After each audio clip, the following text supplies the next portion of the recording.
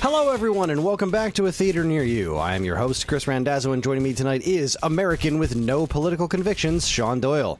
Our fans can't see this, but I am standing at attention, saluting Abraham Lincoln. And keeper of half the money and all of the pussy, Paul Giroux.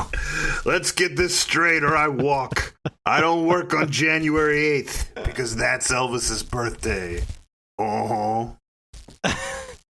Getting back on schedule this month, we're covering the letter D, and we went with Paul's pick of DC Cab. Does this Mr. T vehicle have anything to offer audiences in 2026? Let's find out. But first, how are you, gentlemen? You said Mr. T vehicle.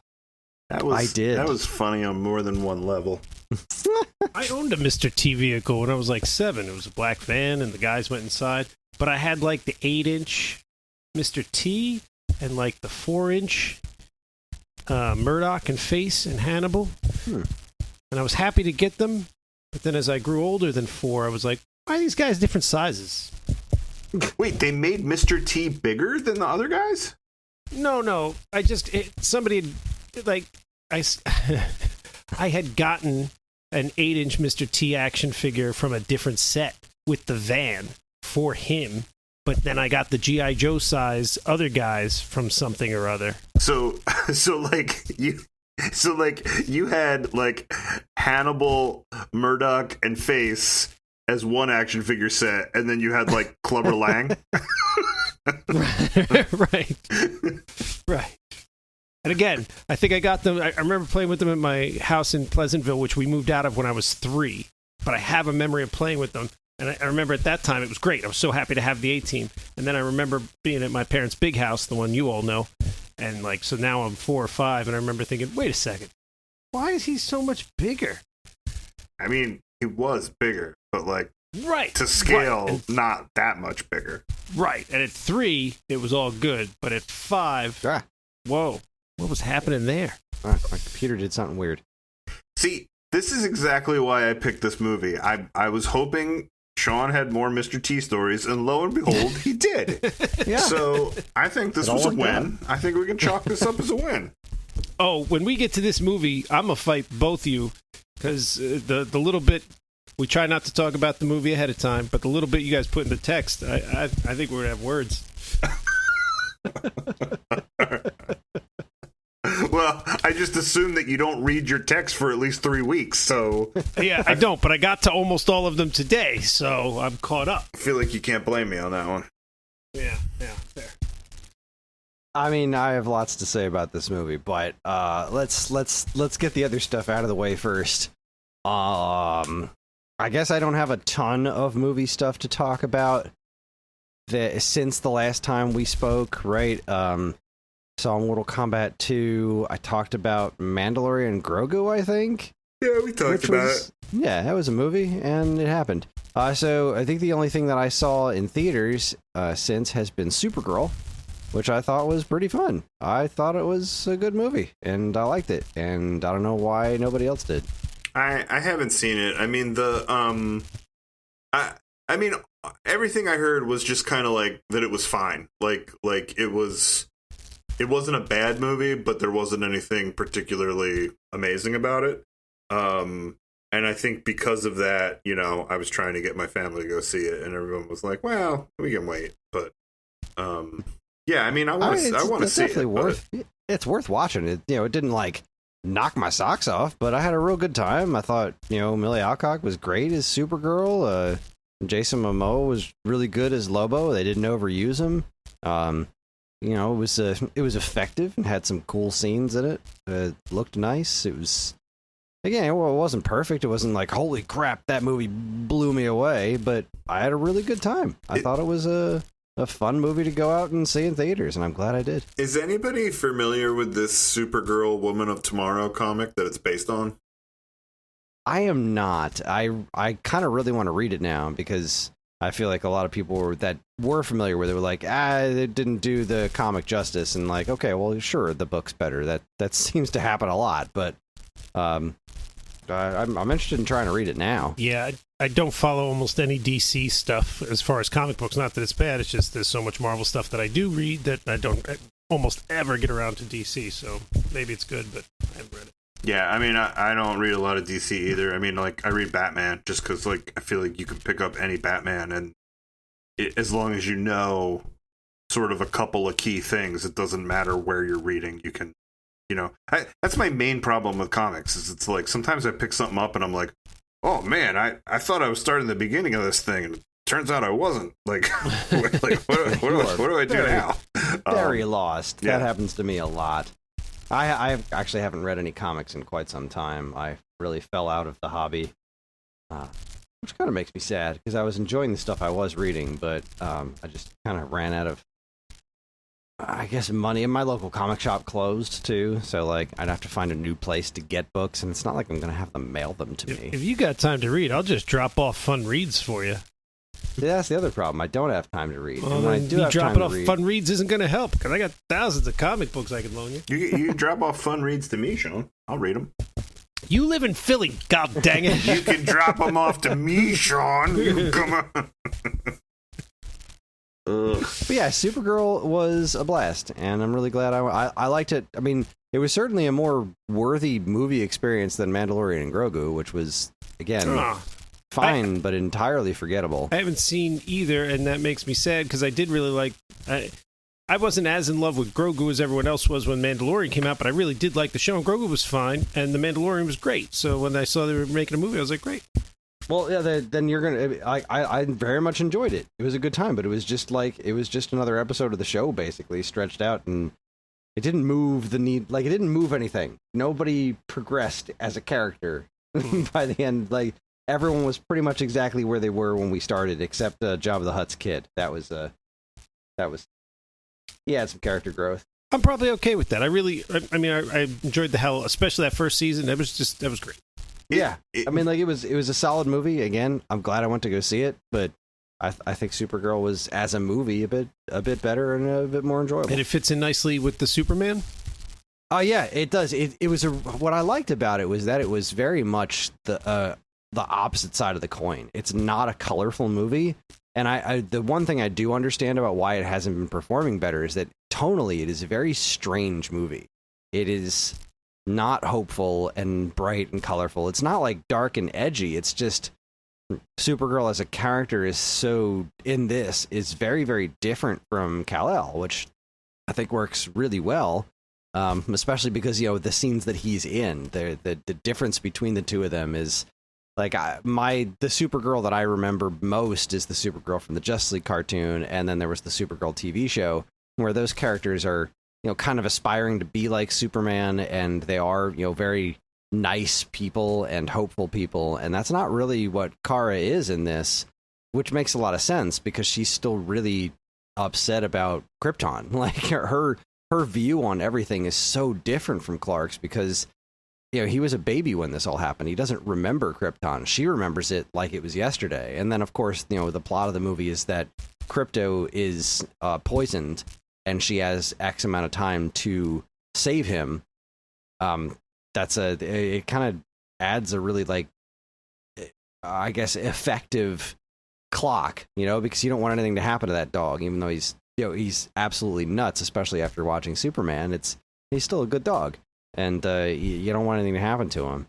So in that respect, it was very effective, but also, like, I'm kind of glad my kids didn't want to go see it because I don't think they would have had very much fun during it because it's not like, a fun kids superhero movie. It's got a couple of, those cool superhero moments, but all in all, it wasn't really a kids superhero movie. It was kind of aimed, I think, at least teenagers or older would be at least what it's aimed at. Having not seen it, I know they're trying to build a new DC universe, right? They're like, all right, we jacked it all up. Let's try again, right?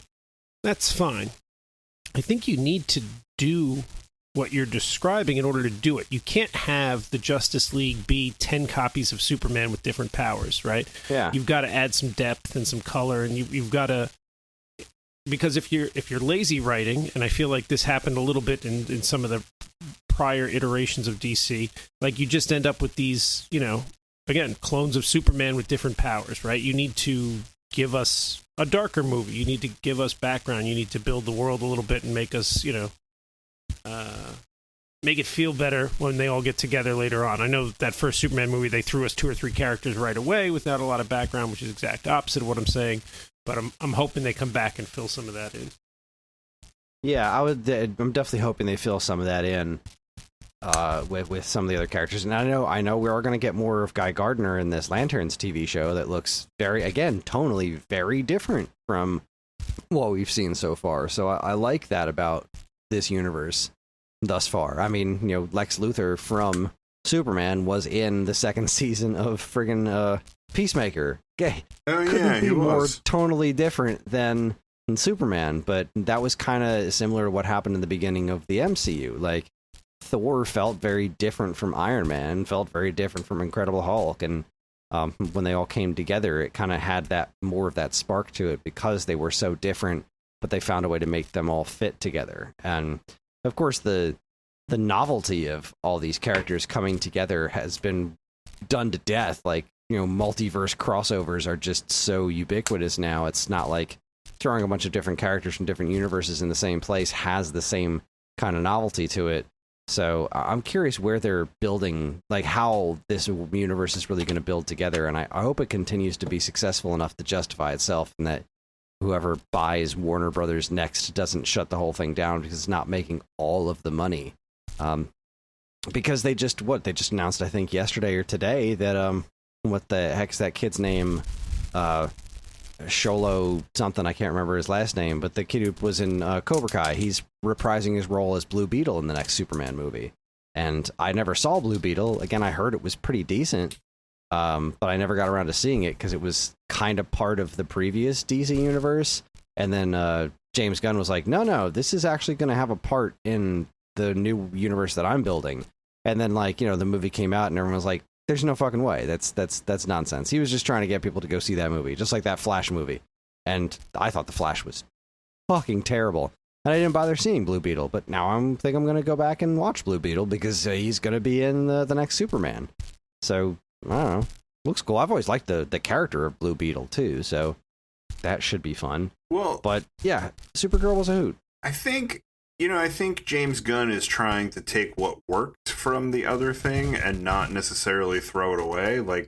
That seems to be his whole thing with this is comic books are messy and they're they rewrite continuity of things all the time. And I think he was like, all right, well, what's working? What do people like? What can I reboot into this new thing? I mean, you sort of saw that with his Suicide Squad even before he got the DCU,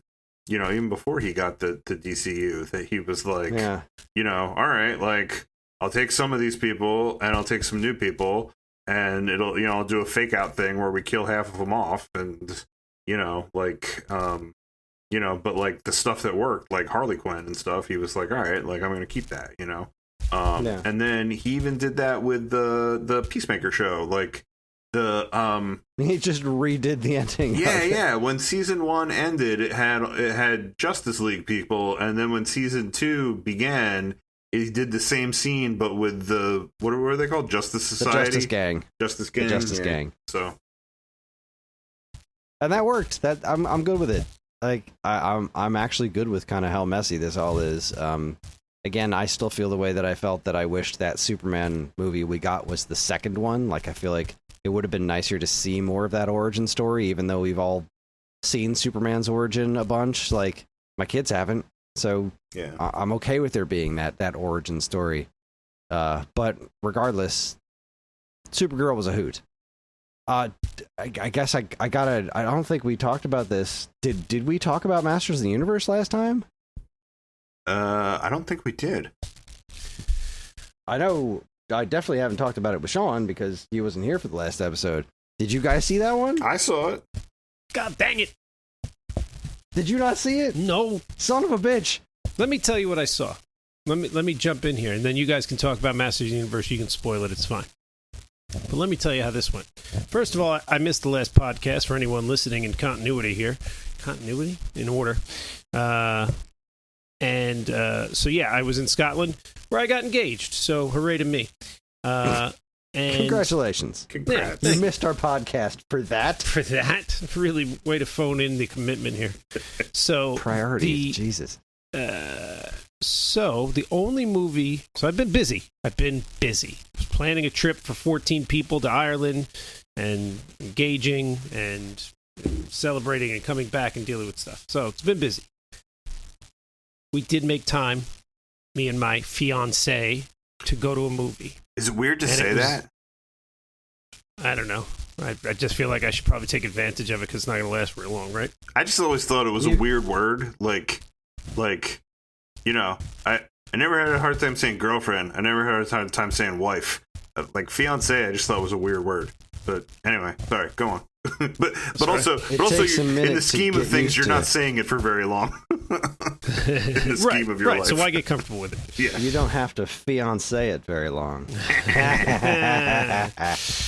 So anyway, it was like the 4th of July. It was America Day, 250th birthday of America, and we woke up and I was like, "This is it. We don't have anywhere to be till like 4 o'clock." There was like a barbecue that was starting late at 4 o'clock that we were going to. We woke up at my house. We were going to her friend's house at 4. I was like, "This is the only day we've had since we've been back that we don't have something planned for the whole day, like things to do, whether good, bad, or otherwise." And like we're not going to have another day for like 3 or 4 weeks or whatever it is. So I was like, "This is it. This is our chance to just do something relaxing. What do you want to do?" She was like, "I don't know. What do you want to do?" We're like, "Let's go to the movies." I don't remember who suggested it. She was like, the other one was like, "Great idea. Let's go to the movies." And I was like, "We could go see Masters of the Universe." And she was like, "I don't have a lot of hope for that movie given the track record here." And I didn't have a whole lot to fight against that, right? Because I didn't know yet, right? I was like, well, maybe it's good. And she was like, "You know what? It's America's 250th birthday. I see this movie called Young Washington just came out." And while historical documentaries are not my first choice, I don't mind, right? A good movie's a good movie, right? I'm in whatever. And it is America's birthday, and I was like, all right, we'll go watch our first president kill a bunch of British soldiers. That sounds like good America Day. Good, stuff. clean fun. So we're going to a 9 a.m. showing or a 9:15 showing or whatever. Like, we just woke up. We're like, let's just hop in the car. We'll shoot right over. Jay lives over by the movie theater. I called Jay. I'm like, get yourself out of bed. We're going to see George Washington kill British soldiers for America's birthday. Please bring the whiskey. He gets out of bed. We pick him up. We bring the whiskey in. Thank God we brought the whiskey in. This was the worst movie I've ever seen the whole thing of in the theater. I've walked out of 3 movies in my whole life that were just so bad I had to walk out. Battlefield Earth, The Talented Mr. Ripley, and The Hills Have Eyes, the remake. Those 3 movies were unwatchable in the theater. We sat through this whole thing, and I don't know that it was better than those 3, but we sat through the whole thing and just started drinking the whiskey faster. This movie was so bad. It was some sort of like cult movie, I think. It's from that Angel Corporation, who I think they're the ones that did The Chosen, and I really liked The Chosen. It's really well done. This movie, not only did it feel like culty, like they were trying to make some sort of point about something, and then Kelsey Grammer came on at the end and like after the credits and like made a special request for something that wasn't clear what he wanted. But not only was it super culty, it was the most heavy-handed. It was both heavy-handed and lost the plot. Like, I think it was supposed to be about him having faith, but the only time he really talked about God, he was like, F Providence, I don't need this, I'll do my own thing, which kind of lost that Christian feel that I think the rest of the movie was trying to push it towards. And then at the end, like, he can't be shot by bullets, so the Indians bless him with their native gods. I was like, I don't think this movie knows what's happening anymore. And then in the middle of the movie, I swear to you, they recreated the scene where Anakin Skywalker talks to his mother about or he's talking to Padme about the sand. He's like, and the sand gets everywhere, right? It's George Washington talking to his mother, and they just replaced sand with wind.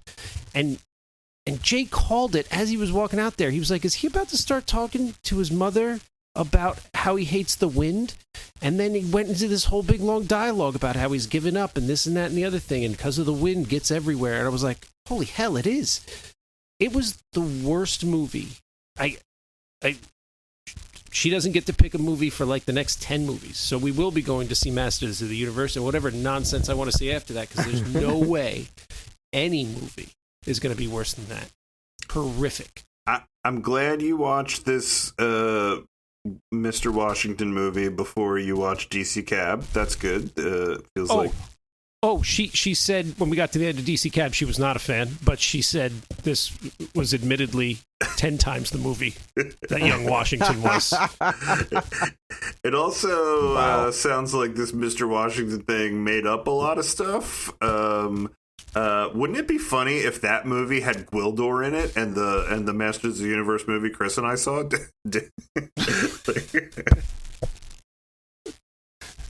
Just nonsense. The whole movie. I didn't know this movie existed until I went to the theater and saw that it was playing. Like, I had no idea this was even a thing that was happening. I didn't know it was a thing until you all talked about it right now. I'm looking it up right now. And Ben Kingsley's in it. Andy Serkis is in it, too. 2 scenes, and they happen in the same office. Maybe 3 scenes, but they all happen in the same... it's like his office in his house or whatever, right? You never see him in another location, right? And I'm sure he did his filming for this movie in one take, in one day. They were like, he's got like 10 lines in this scene, and then he's sitting at the same desk and he has 10 lines, and then he's sitting at the same desk and he has 10 lines. And I am 100% sure that, I don't know how Ben Kingsley got roped into it, but I guarantee you he was on set for one day. He sat in that chair, read off his lines in one shot, and was like, I'm out. I don't know if they blackmailed him or if they offered him a ton of cash, but whatever it was, he did it and he was gone. So it does look like this was really piecemeal thrown together. According to Wikipedia, this is the entire thing on production. In July 2025, Angel Studios announced that a biographical drama film revolving around the life of George Washington, the first president of the United States, was in development, with John Irving directing the film and co-writing the script with Tom Provost and Diedrich Hoogstraten. William Franklin Meyer was cast in the lead role. In August, Ben Kingsley, Andy Serkis, and Joe Smallbone joined the cast. Principal photography began in late August 2025 in Ireland, with Kelsey Grammer joining the cast as Thomas Fairfax. Mary Louise Parker, Mia Rogers, and Jono Davies were added to the cast the following month. Oh, and I forgot, because so did the movie. The first half hour of the movie, there's like this build up to this love story. Like, he sneaks into this fancy party to meet this girl, and then he's like talking with the girl and flirting with the girl, and then he's like, it's like behind the scenes because he's poor and she's rich, and they have a kiss, right?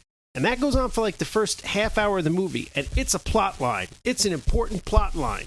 That's what we're focused on, right?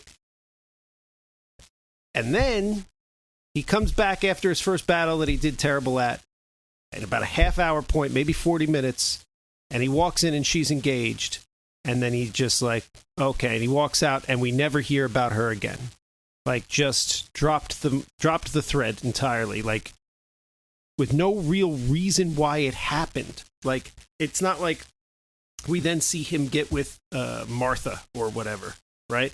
And like, in my mind, when they introduced this character, I was like, oh, was Martha his second wife? Maybe he had a first wife who died, and I just don't really remember. I'm not the greatest historian in the world, because this woman's name was not Martha. This woman's name was whatever the hell it was.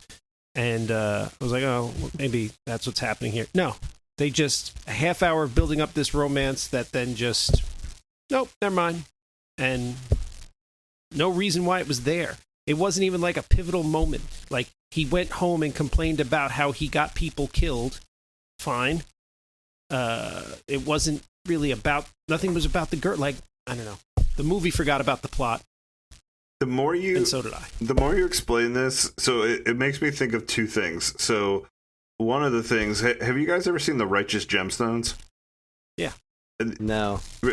Remember when Walton Goggins' character, Baby Billy, makes the show about teen Jesus called Teenjus? Like, makes me think of that, and then it also makes me think like years and years ago, my wife worked on this project where it was like kids young kids, like elementary school age kids, would write plays, and then professionals would produce the plays.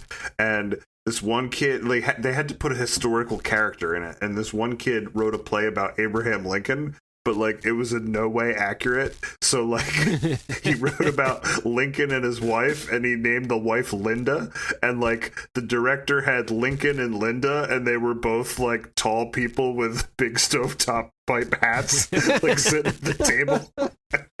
And then the kid wrote himself into it, but made himself a fish. So then there was a fish on the table called Hector the Fish that was just a like foam core fish. Anyway, that probably would have been a better movie, right? Yeah, I'm more excited to go watch Hector the Fish experience life with Lincoln and Linda than I would be to watch this piece of shit. Yeah. Well, I'm telling you that when you're talking about this love story, it's reminding me of the very well thought out and well executed love story in DC Cab, which was oh man, let's that was a thing. Let's not get into that just yet. Yeah, let's not get into that just yet. And let me just say out loud that I absolutely freaking loved Masters of the Universe. I took John to go see it, and he also really loved it. He didn't love it as much as I did, obviously, because he doesn't have any connection to the characters. But as much as it pains me to say it, I thought Jared Leto was fantastic as Skeletor. I thought the movie was exactly as dumb as it needed to be. It didn't take itself too seriously, but it also, like, Skeletor was funny, but also scary. Like he was imposing enough, but also like still had that twinge of insane funniness, and it understood the absurdity of the entire premise of He-Man and the names of the characters and the way that they are designed, that are basically just about selling action figures. I thought Idris Elba was great. I could have used more Battle Cat and Orko, but what are you going to do? It was just so joyful and colorful, and it wore its weirdness right on its sleeve, and it didn't try to be anything that it wasn't. It didn't try to make it into some sort of big edgy thing. It was just a really fun movie experience. I really, really enjoyed it, and I can't wait to see it again. Yeah, I agree. I loved it too. I think Jared Leto is better when you can't see his face. Like when he's the voice of a. I mean, he probably did the motion capture too and stuff. But when he's a skeleton dude and not him, he's pretty watchable. It was very. He was just wonderful. Skeletor was like, that was John's favorite part of the movie by far. He just thought Skeletor was amazing, and he was like, he stole the scenes that he was in. There was just enough action. The parts about him in the real world were not very much. I feel like I'm sure the movie could have been made without them, but the joke that involved Skeletor in the real world towards the end of the movie was absolutely worth the 15 to 20 minutes that they spent in the real world in the beginning of the movie, I would say. And I know you said spoil the heck out of it, but I don't want to spoil that particular joke, because that just freaking killed me. I am going to spoil one thing for Sean and one thing for listeners that haven't seen the movie. So I guess which is probably all of them, because nobody freaking saw this movie. If you don't want it spoiled, skip ahead a little bit. But the thing that I love the most about it, that cracked me up, right? So like we spent all this time talking about like the original Masters of the Universe movie and how stupid it was that it took place in our world instead of Eternia. And then, we thought that it was a good move that it looks like this one started in our world and then went to Eternia.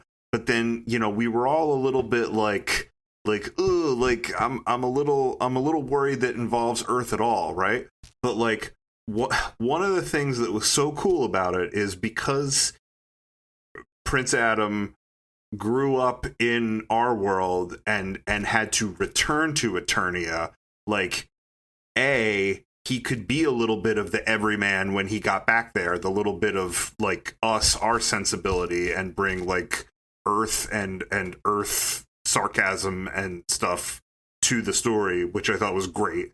But then the other thing is all of the names of these characters were because he saw them as a kid and made up names for them, and that's what was in his head when he came back. So he's like, you're Ram Man and you're Fisto and like all this, like, I thought that was so funny and so clever. That was like my favorite part, I think. Yeah, that was absolutely hysterical. And then when they finally told got the name that he gave himself, it's like, come on, you made a name for yourself too, I'm sure. He was like, no, okay.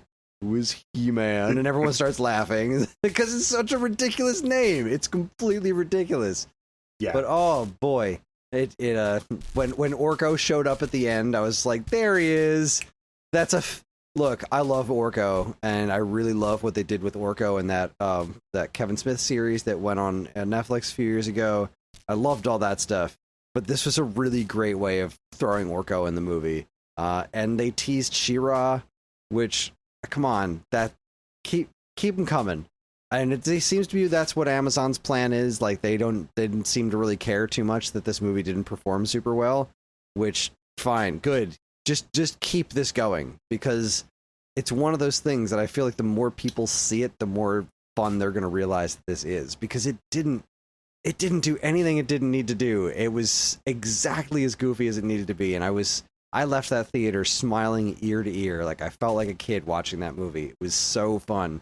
And the fact that John enjoyed it too also really meant the world to me. Because, again, he's got no connection to this character at all. Never had a He-Man toy. He's never even heard of any of these characters. Like, has a vague knowledge of Skeletor existing because of memes on the internet, but he doesn't even see those in his algorithm. It's just like completely blind, went in and just enjoyed it because it's a fun movie. It's just fun. And boy, Sean, I'm glad you saw that Washington movie, so I didn't have to, but I do wish that you went to go see He-Man, not only so that somebody else would have seen the movie, because again, it's just like Supergirl. Nobody's seeing it, and it's really bothersome because it's not like, again, it's not going to change the world or anything, but it is a fun movie-going experience. It's why we go see movies, and it was creative. It didn't feel like the same thing that had been regurgitated over and over again. And the same thing with Supergirl. It didn't feel like the movie I expected it to be. It was neat. And that's what going to the movies is all about. That said, I can't freaking wait for Spider-Man. I cannot wait. Coming up. It's coming up, yep. Like 2 weeks, I think? God, I can't wait to see that movie. Yeah, I try not to watch. Oh, what were you going to say, Sean? I was going to say, I've said this before, I try not to watch too many previews or whatever, but the one preview I did see for Spider-Man, man, it looks good. Yeah. Yes, it does. Yeah, I was all I was going to say about Masters of the Universe was like, yeah, I could have used more Orko and more Battle Cat and stuff, but like, yeah, I just keep thinking like, all right, if they're going to make more of them, then you save stuff for the sequel, because I was also remembering how Skeletor had a big cat that he rode on too, right? It was like purple. It was a purple one, right? Panther or something. It was like a panther, right? Yeah. So I'm like, yeah, maybe in the second one, like everybody can ride on cats. Like that'll be cool. Yeah. I don't know. I don't have a lot that I want. I actually can't think of any movie news that I want to talk about.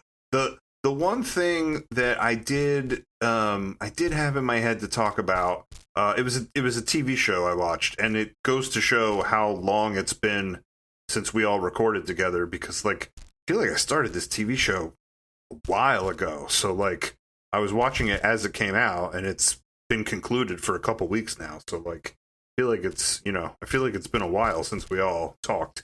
But just because it's stuff that we all like and that we've all talked about on the podcast. I was going to mention it. So, did either of you have Apple TV? Not at the moment, but I usually only have one thing, but I flip through, so I could switch over. I have Plex. I think it's on the Plex. So it was on Apple TV. The show's called Widow's Bay.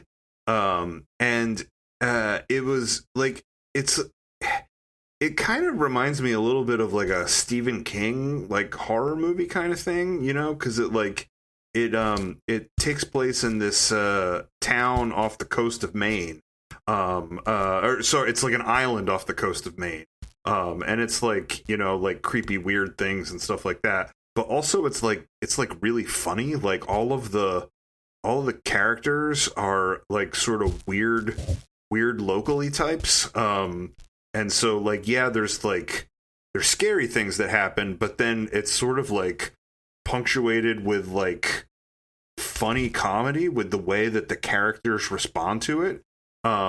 And I think the reason that I wanted to mention it on the podcast because A, it's a lot of actors that we all like, and one of them is Stephen Root. He's not the star of it; he's a supporting character. But like we've talked about Office Space on the podcast, we've talked about how much we love Stephen Root. And Stephen Root plays this like old fisherman boat captain guy, which I think was a great role for him. And then the other thing that I think is interesting about you, if you dissect the plot, right, is some of the characters. It's basically, I think the story structure format is basically Jaws, right? Like I feel like Stephen Root is sort of playing his own spin on Captain Quint. And then the main character guy, he's the mayor of the town, but he might as well be like Chief Brody. And then his assistant, I feel like, is more like the Richard Dreyfuss character. So woman, his secretary. But like they're kind of like the three main characters. And then instead of a shark, it's like creepy paranormal stuff. It's like a curse on the island that they have to break. But like it's cool because like there are episodes, like episode of the week type things that are almost like movie references, you know, like there's one where he's supposed to stay the night in the hotel, and it might, you know, this like haunted hotel, and it might as well be like a Stephen King thing. There's one where this like creepy thing from the past comes back and like haunts them, and it might as well have been like Halloween. So like there's a lot of like cool movie references, but then it's also like it's also a surprisingly funny show. So actually this is already I'll recommend it to Sean because I know Sean will watch it. Chris won't watch it. But yeah, this is already on my list of things to watch. We were me and Jay went to see Bouncing Souls and Less Than Jake up in Asbury Park like 3 or 4 weeks ago, and we got there early, which is randomly, I've never been anywhere early in my whole life. So we were just sitting at the bar, and we were talking to this group of people, and somehow we got on that. We were watching the soccer game. It was like this group of 3 or 4 people next to us. We started talking to them, and somehow we got onto Widow's Bay. Like we were just, you know, whatever. Oh, one of them commented on my Futurama shirt, and that sprung up a conversation. So instantly I knew they had good taste in TV, and they were pushing this Widow's Bay thing. So I already marked this down as something to go check out. Yeah, check it out. It's cool. It's a cool show. I am looking for, I can't remember the name of it. It was a movie I saw. So like we went to go see, first off, have you guys heard of Digger? I saw the trailer for it. It's like Tom Cruise. Like I saw a teaser trailer for it, but then I saw a more fleshed out trailer of it the other day, and I knew it had Tom Cruise in it. But now that I saw the full trailer of it, it looks super weird. Yeah, the trailer that we saw before Supergirl was like 5 solid minutes of just like the best movies Tom Cruise has ever been in. like just a giant montage of all of the Tom Cruise movies from over the years. And then they were like, and now he's going to be in Digger. I'm like, well, what the hell does that mean? I'm trying to find the name of this movie. I'm going to look this up a different way. It is... Please hold, because I want to mention this in the right order. The one thing that sparked my interest about Digger is, like, I feel like it's the first time I've seen a trailer where Tom Cruise looks the age that Tom Cruise probably actually is now. Right. Okay, so we get to the theater, and there's like 4 movie posters up, and I'm not really paying attention to what they are. And one of them is like, so Karen goes into the bathroom, so I'm just kind of sitting there wandering around the lobby, and there's a poster for a movie called Gail Daughtry and the Celebrity Sex Pass, and I didn't think anything of it, but then she was in the bathroom for a little while, so I started looking at the poster a little bit more closely, and I looked at who was in it. It's like Zoe Deutsch, no idea. John Slattery, I know that name. Ken Marino. What? And I'm like, oh, look at that. There's Ken Marino right there on the poster, dressed up as an army guy with a goatee. That's interesting. And then I read the rest of the names. It's more people I don't know until I get to John Hamm. I'm like, okay, I like John Hamm. He's in a bunch of weird stuff. And then I get to the bottom of the poster. It says written by Ken Marino and David Wayne, directed by David Wayne. And all of a sudden, this movie is high on my list of things to see. Oh, yeah. Oh, now that got me interested. Right? Just sold me straight away. So what's it called? Gail Daughtry and the Celebrity Sex Pass. Yeah. Did it come out already? When is this movie? It just says 2026 on the IMDb page.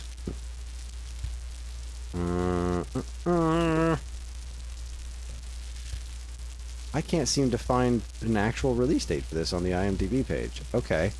So, let's look this up elsewise. Because, dang it, I want to see what this is. Is it on YouTube? What is this? Alright, release dates. Oh, July 10th. So it just came out recently in the United States. Alright. The 3 break into what they believe is Hamm's property only to be confronted with an armed Weird Al Yankovic. Okay. I don't need to read anything else. Yep, I'm in. Yeah. So where is it available? Is it like out in theaters, or is it out on a streaming service, or what is this? It premiered on Sundance Film Festival on January 25th, 2026, and was theatrically released in the United States on July 10th. Received positive reviews. Well, shit.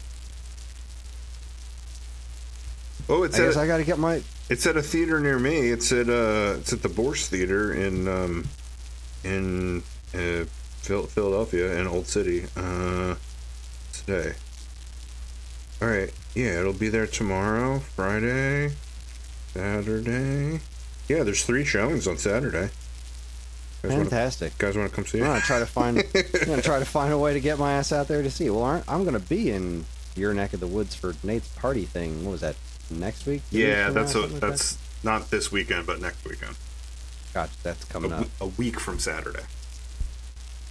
I guess the only other thing I'm gonna mention that's coming up soon that I really want to see is, well, there's the Avatar Aang movie. I'm a huge fan of Avatar. The Last Airbender, not the blue people. And I'm fucking gutted that movie's not going to be in theaters anymore. That movie also leaked online ages ago, and I didn't watch it because I'm not that much of an asshole. But it looks amazing. I cannot friggin' wait to see it. And Coyote vs. Acme is coming out in August, and I also really want to see that because it looks hilarious, and I'm glad that movie's seeing the light of day, because that's one of the movies that Warner Brothers was just like, you know what? We're going to write this off and just accept the tax money for it. And the people that made the movie were like, no, but we like this is a good movie. What the fuck's wrong with you? Let the world see this. They're like, nah, we want the tax money. But it finally found a way out into the world. It's coming out in August. And if you don't know the plot of this movie, it's a Wile E. Coyote is suing Acme for all the defective products he's bought over the years. Yeah. I love this premise. I cannot wait to see this movie. It does I look hope it's quite good. every bit as funny as I want it to be. Yeah. So Well, good summer for movies. I really got to see this Gal Daughtry movie. I got Avatar coming up soon, even though it's just going to be at home, not in a theater. And Spider-Man, good stuff. yeah, conceivably next time we record, we'll have a lot to talk about. Yeah. Okay. Well, I showed the kids the Pirates movies. They still hold up. The first three, anyway. We only got to the first three. I only ever saw the first three. Did anybody see the other ones? Were they any good? I liked the first three. I don't know Yeah, why I the- stopped the- watching them. The two that followed were also pretty Yeah, good. They were fine. Yeah. There were more Pirates movies. I guess they didn't hold the same weight because the third one really just kind of, wrapped up that trilogy. But Right. then, like, the other two kind of picked up where it left off because the third one ended with Jack looking for the Fountain of Youth. And I'll take any more of Jack and Barbossa R-ing at each other.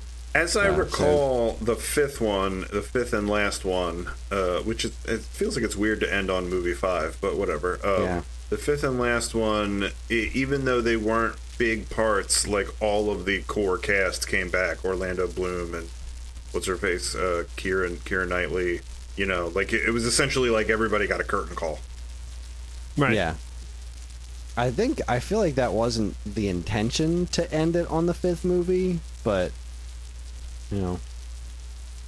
because that's just how these things go. But I remember liking it. I've never actually watched it on a proper screen. I watched both of those later Pirates movies when I was working at the FAA, so I had them on while I was working. So I kind of watched them, but I kind of didn't really dedicate myself to properly watching them. But I can say that those original three movies, they hold up just fine. We had the kids had a blast watching them. I very much enjoyed still watching them. They're such complicated movies too. Like they weave in and out of various plot lines. Those movies were ambitious, like on a storytelling front. I respect the hell out of them for that, for being like, big dumb summer blockbuster films, but also not talking down to the audience. Like they were very they did not hold back on making them very complicated and have lots of weaving plot lines, even when it didn't 100% work. It worked. They were good movies. I liked them. I gotta go watch 4 and 5. Oh, I thought of one other movie I watched for the first time. Right after 4th of July, I think it was like the 5th of July, we watched the Independence Day, because why wouldn't you? I mean, that's just Right, randomly yeah. on Oh, all sure, the time. yeah. as well. You gotta. And then Still never watched the second one. I finally Don't think watched I'm the ever second gonna. one. It's fine. I don't know why everyone gave it such a hard time. Is it the amazing, perfect movie the first one was? Absolutely not. Absolutely not. Like, the first one's a gem, right? The first one is, It's chef's just- kiss, no yeah, notes. it's magnificent. Perfect summer movie, well done. This movie is fine. It's like a B- movie. Like, there's nothing to attack about it, really. Like, no, it's a competent sequel. Was it necessary? No. It brought back most of the characters. It is a perfectly competent summer popcorn. I want to go to the movie theater and see a bunch of alien fights. The plot makes sense. They still got Bill Pullman. They still got Jeff Goldblum. Jeff Goldblum. See, now, I was very excited to see this movie because I am always a big fan of the what happens next. I love it when the big thing happens and then we get to see what happens next. Like, that's why I really enjoyed the MCU after Endgame, because, like, I'm always curious about what does the world look like after the earth-shattering event. Right. And I was very interested in what does civilization look like after Independence Day. Like, that whole thing was fascinating to me. The reason I never saw it was because everything I heard about it was that it didn't have the same sense of fun as the original movie. Like, this one was much more serious. And that, I liked how much fun Independence Day was. Like, Yeah. It's really dumb, but it's really fun and really, impactful when it needed to be. But Yeah, a it was definitely more less serious take that really bugged me. And also, like, really, Will Smith, you're too good to come back and reprise one of the roles that made your career? Come on. And you know what? That's why it was less fun, because his character. Imagine if you watched the first Independence Day without Will Smith. There's still fun characters in there, right? Data. I don't know that guy's name. The guy who played Data on Star Trek. He's there, right? And he's fun and funny. And Jeff Goldblum's dad, the guy that was on Taxi. I don't know that actor's name. He's there. Judd Hirsch, I think, is his name. That sounds right. Yeah. He's there. He makes some good jokes. Brent Spiner, by the way. He's funny, right? But imagine if you watched the first Independence Day, but all the Will Smith jokes weren't there. Right, totally. It's still good, but it could have used some Will Smith jokes. Will Smith would have made the movie a lot better. Yeah, I had heard that there was very little in terms of levity, and that really kind of bugged me because I didn't want to see an Independence Day movie without that personality. Like, we also watched it on, I think we watched it on the 5th, actually, because we were busy all day on the 4th, but God, I love Independence Day. What a movie. Although, I'll tell you, what Evan has on the Plex is the extended version, and I fully understand why all those scenes were deleted. I think we watched that one last year too, off the Plex, and I got to make sure that next year when we watch Independence Day, it is not the extended version, because I am tired of watching that version. Yeah. The extended scenes, like, they make a degree of sense, is like, well, I understand why they filmed these in the first place, but God, it just grinds everything to a halt. The whole first half of the movie before the aliens attack is so slow. It's got all this extra wattage just meandering all over the film, and it's like, okay, I guess I get why you're adding these things, like, oh, now I know more about the sick kid and why that was a part of the movie, etc., but also, hey, get me to the blowy uppy parts, like, give me the fun, give me the explosions. That's why you have an editor. So you do get to see a lot of the what happens after, like what happens with all those giant ships on the ground. Like, they go into it a little bit, so you will like that.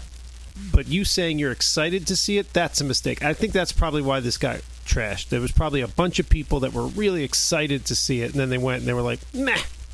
You know? Like, it's not bad, but I don't think you should be excited to go watch it. I think I've said this before. I think I've said this before on the podcast, but man, when that first one came out, like I'm pretty sure I saw it on 4th of July, and we always used to go to Ocean City for 4th of July because my uncle has a condo there, and we would go to the balcony of his condo and we would watch the fireworks over the beach. And so it was during the day, and we were like looking for something to do. And I remember we saw it in like a little movie theater on the boardwalk, and it was jam-packed full of people, and it was like the coolest goddamn movie. And then it was like, like we came out and opened the doors like into the sun, into the beach of like 4th of July, and I was like, this is the coolest day ever. Like, I feel like I will always remember like watching that movie in the movie theater. I've said this before on the podcast too, but at two different points during the movie, the entire audience stood up and clapped. Yeah. Like, what the hell? How many times in your life have you experienced that? And like, one of them was Bill rare. Pullman's speech, right? Yeah, you're goddamn right it was. Yeah. A couple people stood up and saluted, and not wrongly. Yeah. That was an absolute appropriate reaction to what just occurred in front of our eyes. That is a 10 out of 10 speech. Oh, God. We should probably get to the Mr. T thing. We've been talking for a while, but just I'll say one more thing, because Chris, you talked about those Pirates movies and it being weird that it ended on the 5th one. I think it's weird that they're going to end the Fast and the Furious on the 11th installment. If we ever get to that, if it ever happens next summer. But it's not the 11th. It's the second part of the 10th. Oh, but sure. isn't it also technically the second part of the 12th? If you count Hobbs and Shaw, which I do.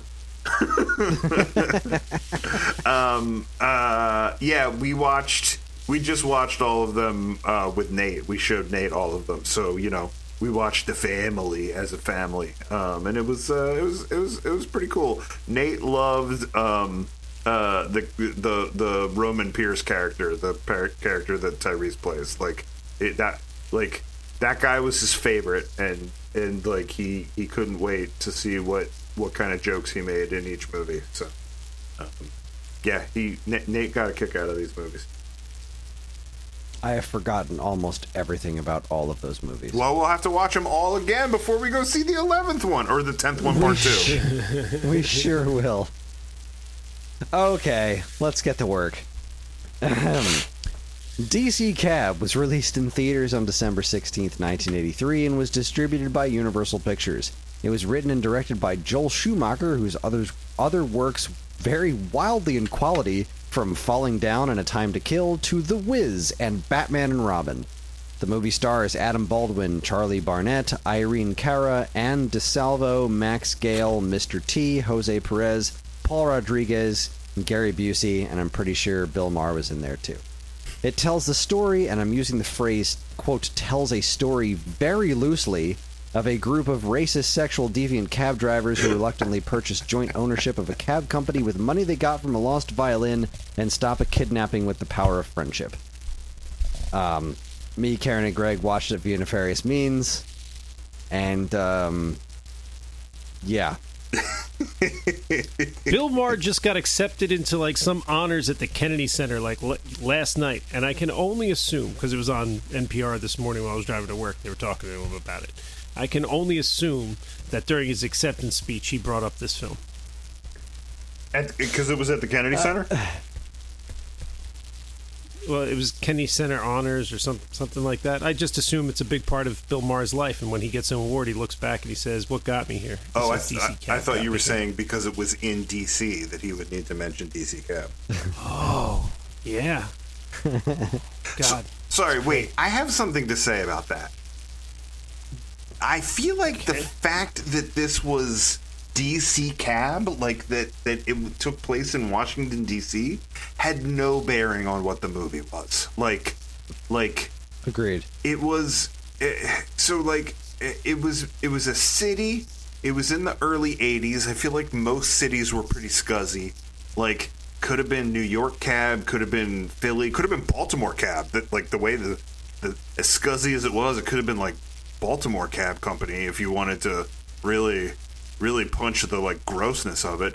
But like, also, isn't Mr. T from Chicago? Like, isn't he from the south side of Chicago? Like, I just can't figure out why they made this movie called DC Cab when, like, the fact that it was in DC had absolutely no bearing on it. There was no political thing. There was no, like... Did you miss the pivotal and most important point of this movie where Mr. T saluted the Lincoln Memorial? Everybody by saluting the Lincoln Memorial?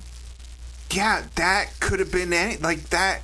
No, that was the linchpin of the movie. It that had was to be the Lincoln. linchpin of the movie? Wait, yes. And you know what, though? Now that the reflecting pool is such big news, when they turned the camera shot around and there's, like, the street behind those guys, I was like, he's not in front of the Lincoln Memorial.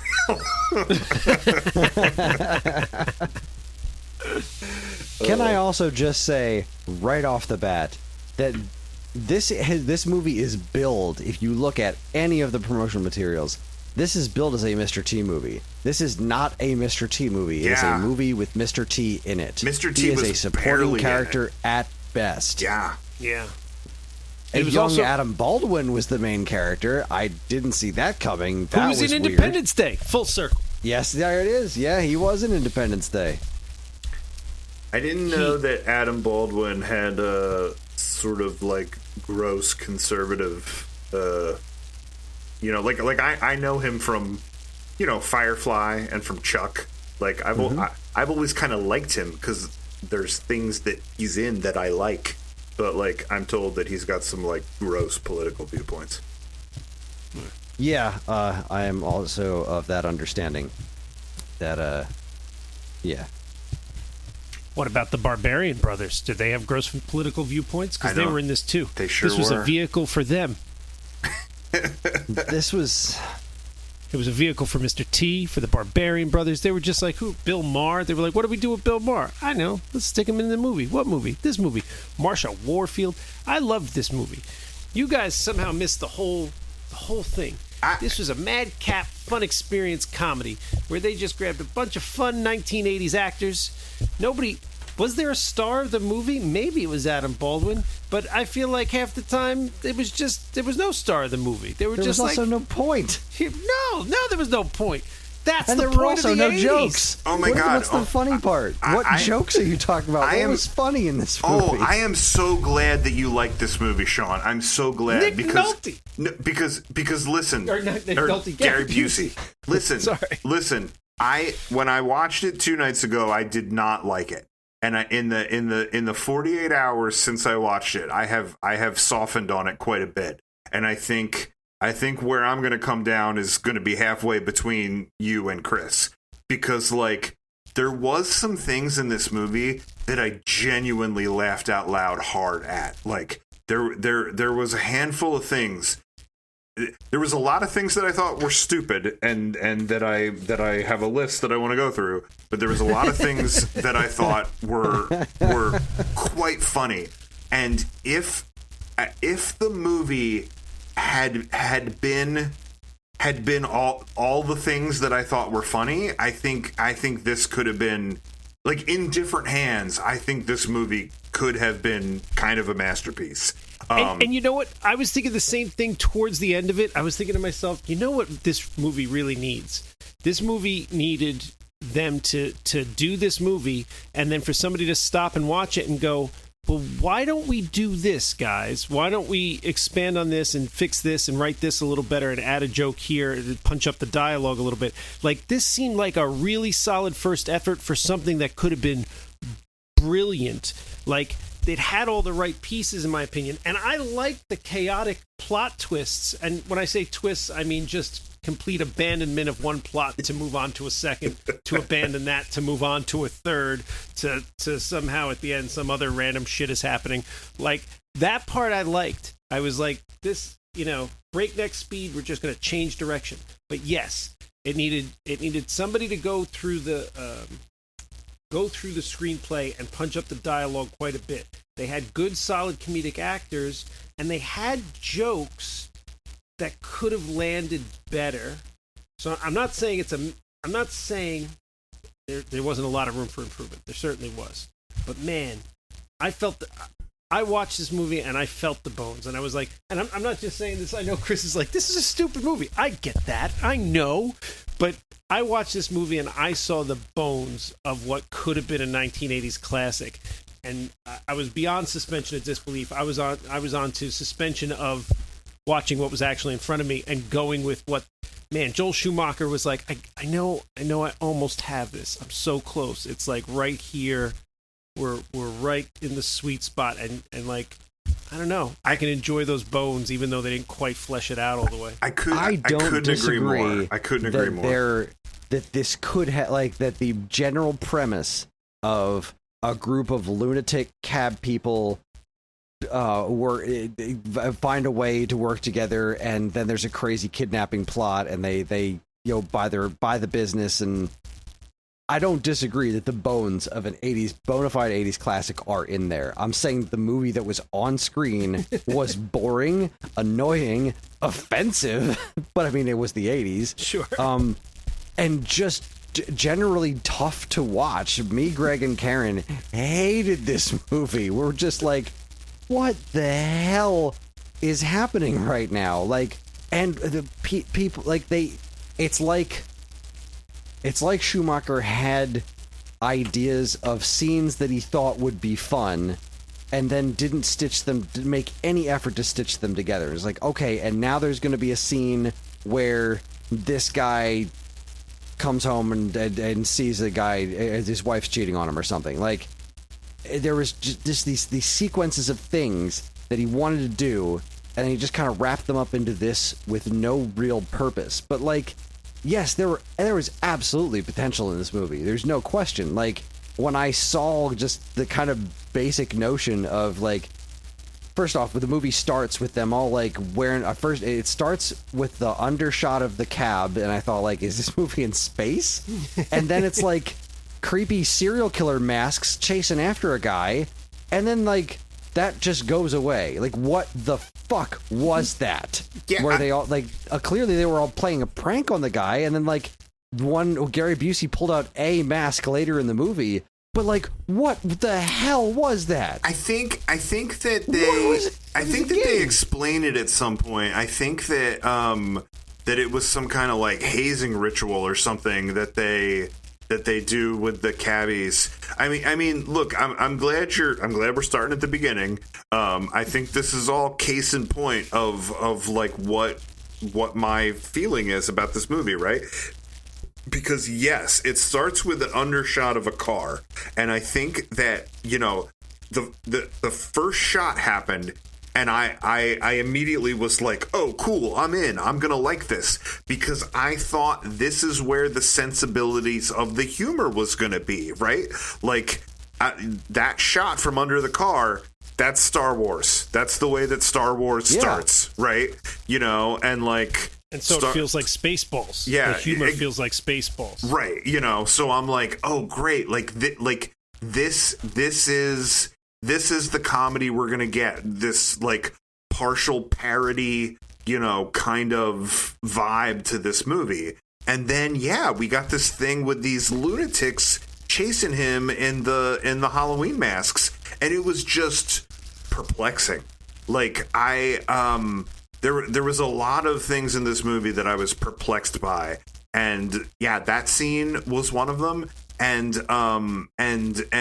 Tyrone's whole character I thought was perplexing. He's the one with the rollers in his hair? Yeah. I couldn't understand. Had actual character development out of nowhere. Like halfway through the movie, they were like, this character, out of the 10 characters we're following in this movie, with none of them being lead, all of a sudden we're going to be like, here's some heavy back plot on this guy, and it's deep, and it's not really necessary, and we're going to smack you over the head with it. Like, all right. And it was interesting, but it was so poorly executed. That scene, what he just like turns on a dime on Adam Baldwin's character and then like drives off. I'm like,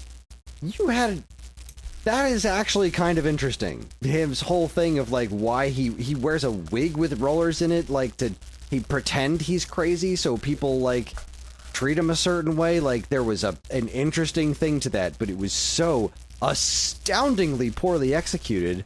It made me angry to think of like, well, again, like, well, kind of like what you guys were saying, in different hands, this could have been cool. This could have been an all-time 80s classic, but it was just botched from top to bottom. Every good thing about it was undercut by all the terrible things about it. I could not understand why Adam Baldwin's character was all in on that dude, right? Like first of all, let's dissect Adam Baldwin's character for a minute, right? Because like he comes to DC from like Georgia or something, right?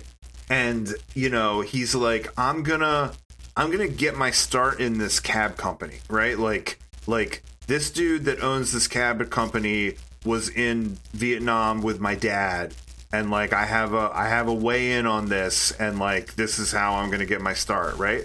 But it wasn't like he was coming to DC to, I don't know, do something in DC, break into politics, break into what I don't know, like, right? I don't know what the thing could have been, right? But it's not as if he was going somewhere and it was like, I can make some money at this cab company to get my start in this new city because I know somebody.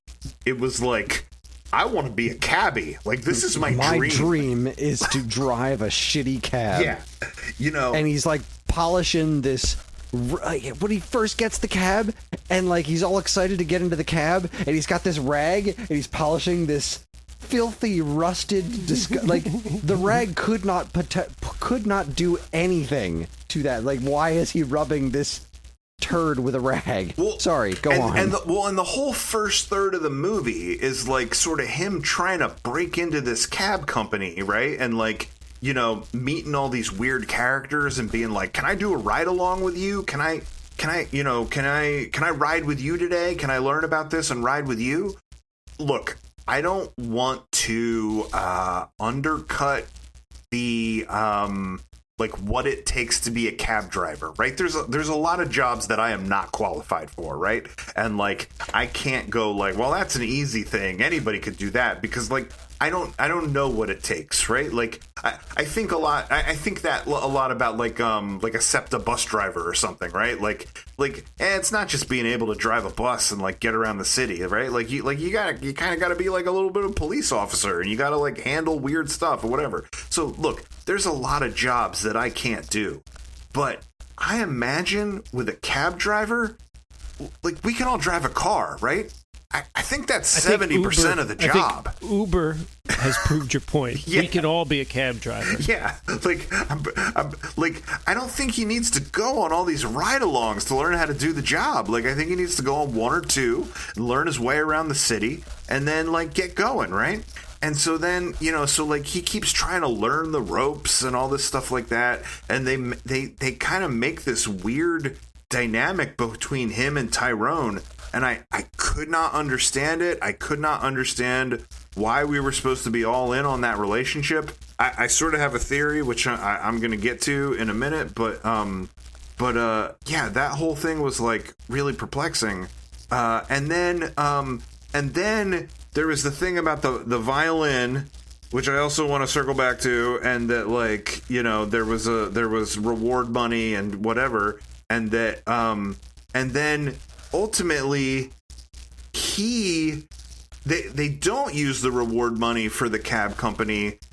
Albert, or the Adam Baldwin character, says that he has like $6,000 that he like then puts into the cab company. And I'm like, dude, why did you come here to get this job in the first place? You had $6,000 in your pocket. Like, I could not figure it out. It flummoxed me. So I because it was flummoxing because it's a bad movie. I know that is why. I know I said I liked it, but I will say this also. It really felt like when the violin plot ended, like what a climax for the storyline threads they had open at that point, right? You had this ongoing carjacking thing, right? And he's got him in the car. And he's trying to prove himself to this character we're supposed to care about, and finally he's doing it by, fighting this carjacker guy and coming in hot into the group where everybody's there to come together to stop the carjacker. And they're doing that at the same time that they're dealing with the violin that they found that's going to give them the money to save the business, right? It felt like all the plot threads were getting tied up in this one scene. I was like, wow, it seemed like good writing for a minute there, like where, oh yeah, you got all the plot points you had open all coming together at once. That's nice, right? And then they realized, oh, we're only 60 minutes into this movie, we need 30 more minutes. I don't know, he gets kidnapped now. and what about the money we had? I don't know, the guy's wife steals it and runs off with it. Okay. Oh my god, I have a lot that I want to say about that too. Well, okay, hang on. Let's... I don't even know if we should go in order or we should just talk about what we're talking about at the moment, but we're talking about the violin thing. So I want to talk about the violin thing. Okay, so who was the Hispanic guy that kept trying to shut them down, right? Like, did he work for the city? Did he like... He was he was supposedly the one who gave them the awards at the end, right? But he was also the guy who cheated on his wife. Oh yeah, totally. Yeah. But did he like was he in charge of like monitoring the cab companies, or like that? Like, was it a government job? Like, is that his... it was a government job. I mean, like, I don't know how DC works, but like I assume it's somewhat like New York, right? New York until recently, like basically every cab, to be a cab driver, you had to have a medallion, and that was regulated by the city, and the city could pull a specific driver's medallion, or they could stop a whole company if there was a problem with the company, they were cheating on fares or whatever, Okay, so that guy, DC's version of that. That guy who in that later scene is sleeping with the owner's wife, which was, and he like throws him into the pool and whatever, right? And then like earlier in the movie, I think when we first meet him, he gives them a hard time because Tyrone took this like Asian couple to the airport and charged them like $160 or something like that, instead of like $12. And you're like, first he says that Tyrone wasn't allowed to drive them to the airport because he didn't have a airport license, which turns out that's a real thing. You need like if you're a cab, I guess you need an airport license to take people to the airport, or pick people up from the airport. But then also, he charged them all this money because they had too much luggage. And then like Tyrone puts the car in reverse while they're all talking and, whatever, right? So like that's where we meet that character, right? So later when we see him again, he's the one that brings the problem about the violin, that somebody left a violin in one of their cabs. And he comes in with this like poster of the violinist, and it's like somebody, like this guy left the thing in the cab, and everybody starts looking in their cab for a violin, right? And then they're like, okay, is there reward money for it, And he says there's a $10,000 reward. And then there becomes this whole thing about, do we all split the award, or does the owner take the reward, right? And then like the owner wants to give it to them so that they'll give it back to the cab company and be like partners or something, right? Yeah. And like the owner pretty much should have just said, I'm going to take this money and like make these cabs less shitty and get us this airport like license or whatever, right? Like he should have just said, I'm going to do this so we all make more money, right? Because like how many people worked at that cab company? There was over 10 of them. There was like, yeah. like they're probably like $10,000. They're conservatively, they're each making like $750 tops. Right, which like, look, I know in like probably in like 1983, maybe that was like rent money or something, but it's not like they're gonna retire on it. Like, it was such a weird concept that like, I'm gonna give you the money so that you give it back to me and invest in the company. It made no sense. I loved it. I love that concept.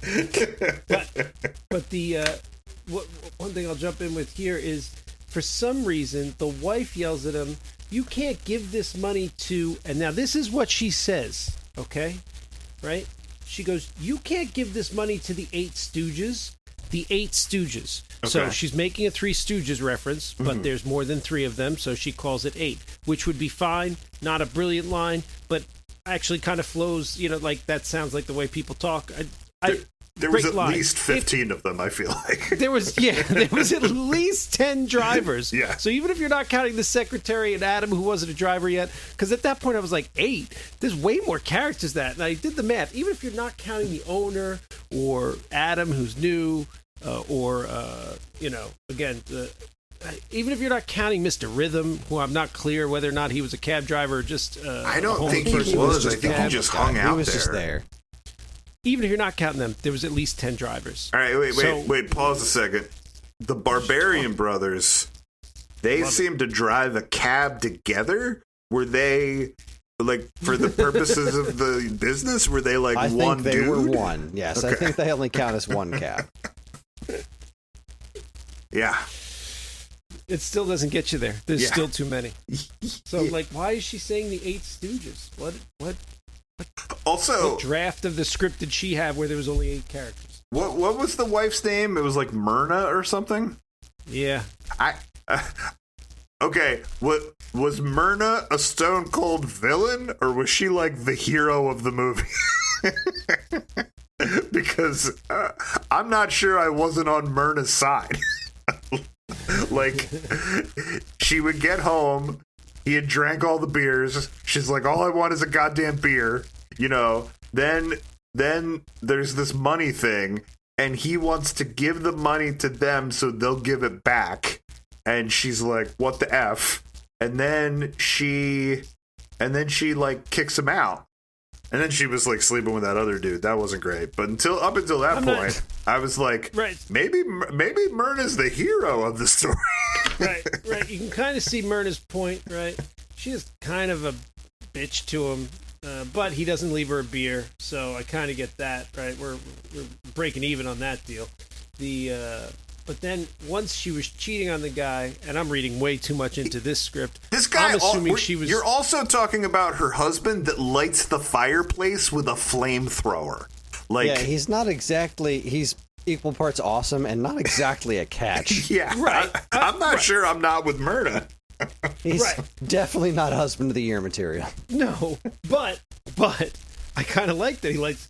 Personally, I'm like, this is the guy I want to hang out with, right? He's got a flamethrower from Nam that he snuck home. Like, how do you even do that? This is great. And right? he's doing this shit indoors.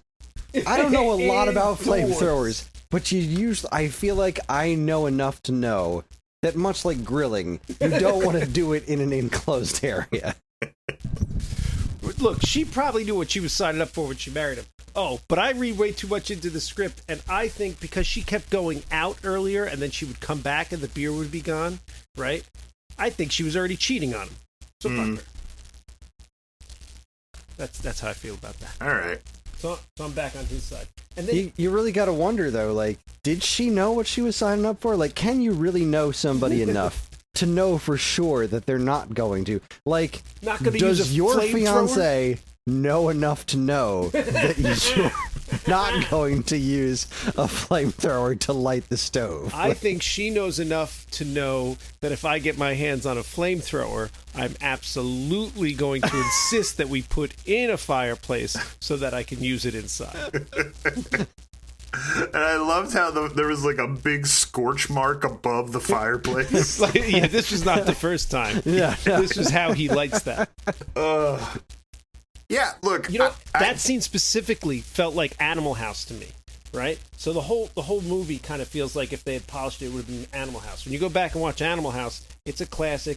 Lots of the there's offensive stuff in it. You know, not everything ages brilliantly there, right? But you know, it's as far as it's less offensive than Zapped, and it's at least got good comedy bones behind it, right? I was worried that this was 100% going to be another Zapped. Look, the scene, and I gotta admit, I did laugh at this. I'm so sorry, guys. I laughed pretty hard at it. It didn't make any sense when that woman got in the car and then like took her bra off because she couldn't have the bra marks on because she was, she's a topless dancer, right? Like I think she could have gotten in the car with the bra already off. Like that was a weirdly manufactured moment so that we could show boobies. Then we get to that strip club and she gets out and she's like, well, fuck you, I'm not paying, and it's like, we know where you're going. You got out of the Yeah. thing and you went in. She comes out and starts yelling at him for coming in and getting the money. Like, he's got my money. He's like, no, he has his money. You just stole a cab ride. Yeah, like it'd be one thing if she got out of the cab and ran somewhere, but she literally went in a building that, so then like Gary Busey's like, all right, kid, go get the money, and then we saw like a ton of boobs, and I was like, oh my God, is this going to be like Zapped again? But like, yeah, luckily it was just that scene. But then, yeah, I laughed my ass off when Gary Busey ran in there and stole her G-string. Like, I don't know why I found it so funny. I guess because it's like you're trying to get the money and that's where the money is. But like, I laughed pretty hard at that. And no, that was funny. That was a good bit. It was a solid gag. Gary Busey was the perfect person to pull that bit off, right? Like, I felt like Gary Busey was pretty solid because they played to Gary Busey. Pretty solidly on coke for the whole movie. Again, playing solidly to Gary Busey. What's funny to me is that, all right, so I've been on... Law & Order is one of my favorite TV shows ever. I love the original Law & Order. I watched the shit out of it. I haven't been watching it... I'll go in and out of phases, but I've been watching it almost nonstop for the last, I want to say, 3 weeks. And I picked up where I left off. And just earlier that day, last night, just earlier yesterday, I saw an episode of Law & Order with Gary Busey on it. Like, what are the odds? Kismet. And was he as There's weird like in that as he was in DC Cab? I mean, he was still Gary Busey, but he was playing like a washed-up celebrity that I think he was covering up for one of his kids killed one of his lovers. I think that's what that was in the episode. He was still like kind of unhinged and, you know, just disturbing because it's Gary Busey. But it was really strange seeing, like, of all the days for me to catch an old Law and Order with Gary Busey in it. It was the same day that I watched DC Cab. Have you ever seen that TV show where Gary Busey is a judge and it's like he presides over court cases that are all about animals and pets? What? Yeah, look it up. It's fucking great. It's like Gary Busey Animal Court or something like that. I don't think I dreamed this. I think it's a real thing. This has to be a dream. If this is real, someone deserves a raise, because that is perfect. I don't know why. I would have never put that together. Oh. Gary Busey, I laughed a lot at the Gary Busey stuff, but it was Gary Busey Animal Court.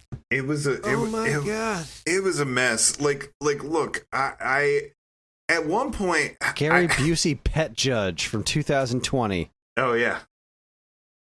At one point, GVPJ. Wow. At one point, I was watching the movie and, like, you know, I was just thinking about this, like, ragtag group of weirdos that has to, you know, that are doing cab stuff, and it was weird. But I kind of turned to Sherry and I was like, I think this movie has good intentions, right? Because like I think. At the time, seeing this diverse group of people, you know, probably, you know, me watching the movie at this point, nobody had band together to do anything yet. But I was like, they're all going to have to band together and do something, right? And I was like, I think that, you know, I think this movie has good intentions. Like, I think this is, even though some of this stuff seems racist, I think this is their way of showing unity and solidarity. And then Gary Busey, like, dropped some like N-bombs, and I was like, "Whoa, movie!" Like, I don't know. Like, literally right after I said that, he had some speech, and I was like, "Oh, maybe I'm off base with this." But his character is unhinged and disconnected from reality. I think his character was supposed to be a conspiracy theorist, or maybe that's what I decided to make me think it was more funny. Or maybe that's what Gary Busey decided when he filmed that scene. Well, that may not have been scripted. At one point, he told Tyrone that he thinks that the cops lace their bullets with PCP to say that the victims are on PCP. Or at the end with that Bruce Lee thing, like he said, like Bruce Lee's not dead, he's frozen, and they're gonna thaw him out. Like the things that he said made me think that the character was intended to be a conspiracy theorist. But also, I don't know how much of that was just Gary Busey improv. Like, I'm fairly certain that when he said, "I'm going to take off on Elvis's birthday," that was just Gary Busey improv. Or at one point, they were like, "Where is he?" And they turn and he's in the bathroom and he's under the stalls. And Adam Baldwin says, "What are you doing?" And he says, "Intestinal yoga." And I'm like, I think, like, I don't think that was scripted. I think Gary Busey just happened to, like, wake up on the bathroom floor at that moment when they were filming. And they're like, "What are you doing?" And he's like, "Intestinal yoga." You know, like, I think he did a lot of coke during this. I think every scene was Gary Busey just woke up and found himself behind the wheel of a cab talking to Adam Baldwin. Gary Busey woke up and he was, you know, in the bar. I think a lot of 80s movies have this problem, or I don't even know if I'll say problem. I'll just say this dynamic. Like, look, we watched Caddyshack and we watched Caddyshack 2, right? Like, I mean, like I think sometimes the idea in the 80s was we don't need a script, right? Like, we don't need a script. We got all these talented people. We got all these funny comedians, and we have a golf course, and we have a mountain of cocaine. Like, let's just see what... Like, I think that's what happened with this. I think they were like, well, we got Mr. T, and we have some taxi cabs. We have a lot of cocaine. Oh wait, Gary Busey's here. We have some cocaine. A movie will just happen. It'll just come out of this. I think it worked. I think they got a movie. Could it have been better? Yes, maybe a little less cocaine or maybe a little more cocaine. I'm not real sure, but I feel like they were close to greatness, and what I got made me happy. It felt 1980s. It felt whimsical. It felt random as shit. And I was like, yeah, no, I'm in. Can we talk about Mr. T? Mr. T, you know what, and maybe it was the 1980s, or maybe it was just, I don't want to say lack of talent because I love the man, but I feel like a lot of actors in the 1980s, more so than now, but still some now, I guess, were just themselves, like in everything you put them in. I know we call it a vehicle, but like Mr. T was still being Mr. T. Like it was all about like, we got to keep the kids off drugs. Like all of his scenes were just him still doing the same thing that he did in everything else. So Gary Busey was just Gary Busey in every scene, just Gary Busey. So this is exactly what I was thinking. So I don't know if this was how the movie was intended, or if Mr. T was supposed to have a bigger role, right? Because like this is the first thing he did after Rocky 3, right? So like I'm almost kind of wondering, like, were people like, hey, we're gonna put him in this, and like nobody really knew what he was gonna do, like nobody really knew how to work with Mr. T. Like, look, I can imagine that on Rocky 3, you have the fact that like he's playing a very well-defined character that is a villain and is sort of one-dimensional as a villain, right? Like it's a little hard to fuck that up, right?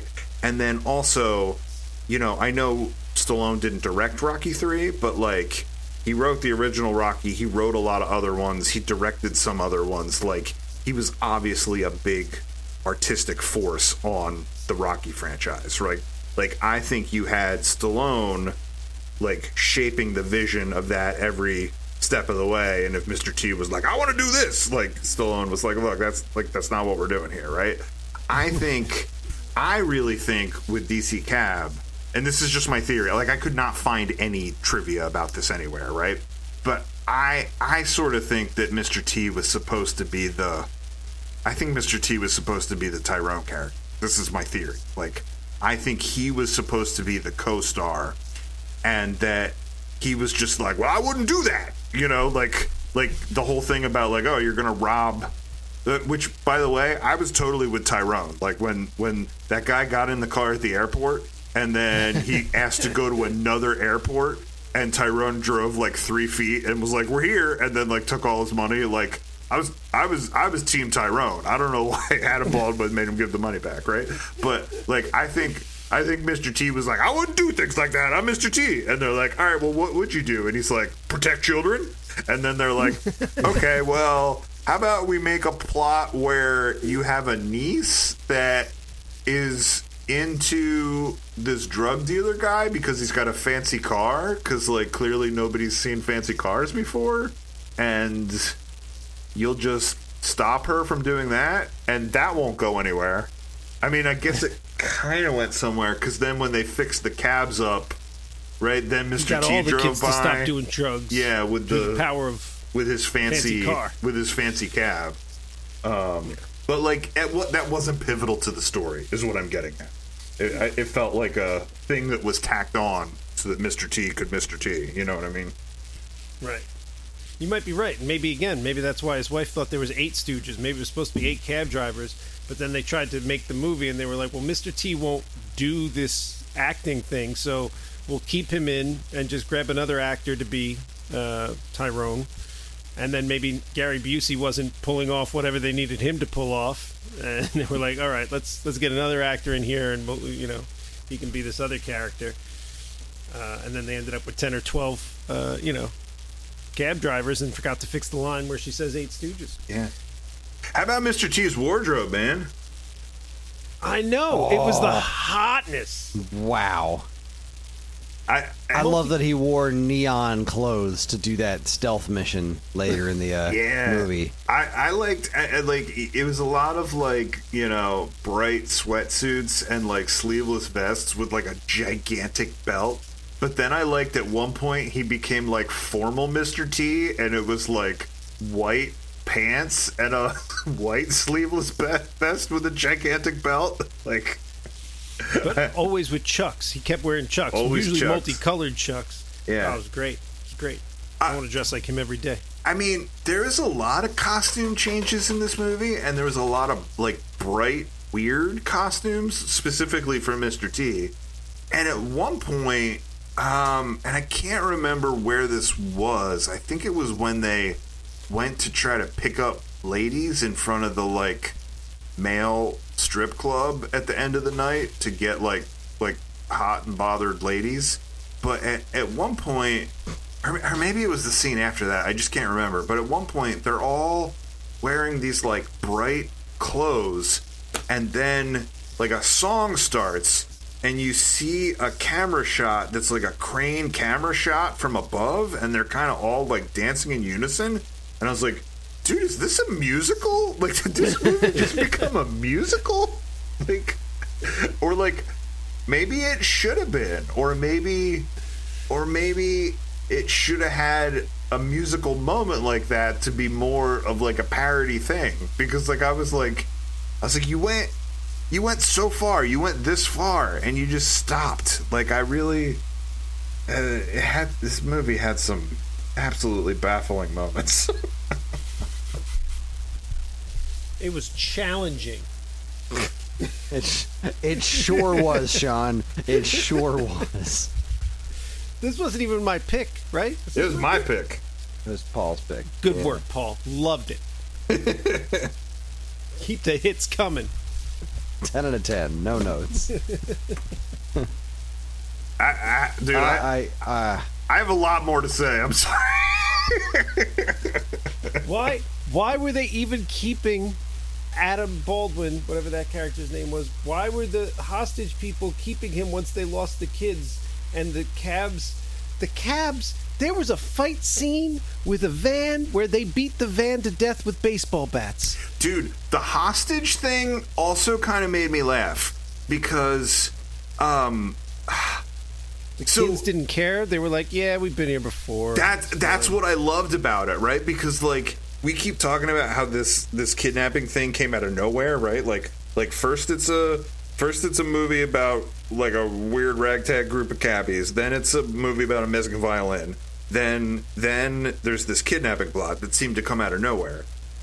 I guess it didn't really come out of nowhere. I mean, it did, but it didn't, right? Because like earlier in the movie, Tyrone is always driving those two women to work, and then the two kids always pelt him with eggs, and like, yeah. So they did set up why he was there, but the fact that these kids were getting abducted by like a nun and some guy, like it was a pretty breakneck turn.